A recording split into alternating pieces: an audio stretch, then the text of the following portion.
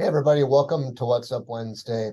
This week, I want to share a little story with everybody.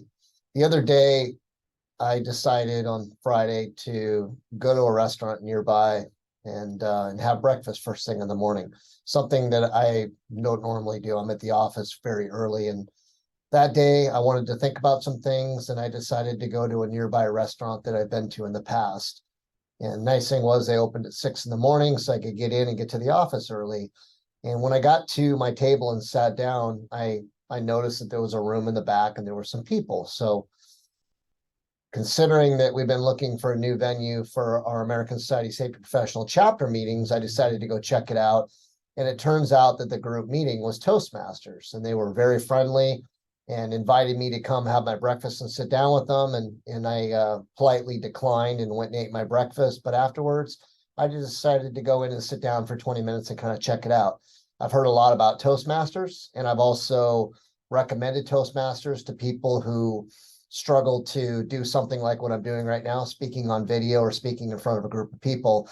And I thought I'd check it out. And what was interesting is I arrived at the meeting before it started, and there were 3 people in the room and a whole bunch on Zoom. And the 3 people in the room, one was a semi-retired home builder, one was an investment advisor for Edward Jones, another was a doctor, and actually there was a fourth, and she was a nurse. And I found it interesting that here are 4 people who are highly successful and they've accomplished much in their lives, but yet they're at a restaurant 6:30, 7 a.m. in the morning to meet every single month with a group called Toastmasters to improve themselves.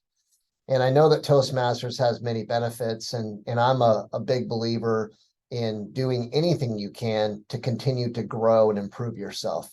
And I think in this case, I was able to listen to a speech by a fellow named Bob, who's a doctor, and he talked about competition. And the question that he asked at the beginning of his speech was, what's the worst place to finish in a race? And he said it's second place.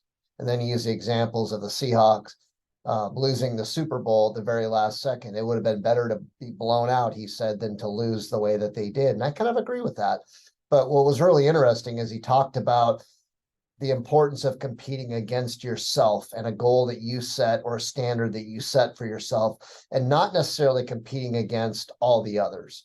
Now, for some, it is a competition where you want to be better than everybody else. But for most, why not consider that? Just compete with yourself. And what that means is that you have to make the choice and the decision and set a goal to do the little things, which is, I want to get better by this much. And starting that with something such as joining Toastmasters, I think is a great idea to do that. So, something that I'm going to attend again and maybe regularly, depending, but it was a very pleasant surprise. And I think that there's a lesson in it for everybody. And, I think the message is continue to look at ways that you can get better, because complacency, coasting, cruise control, I don't think it does any of us any favors. It just makes us lazy.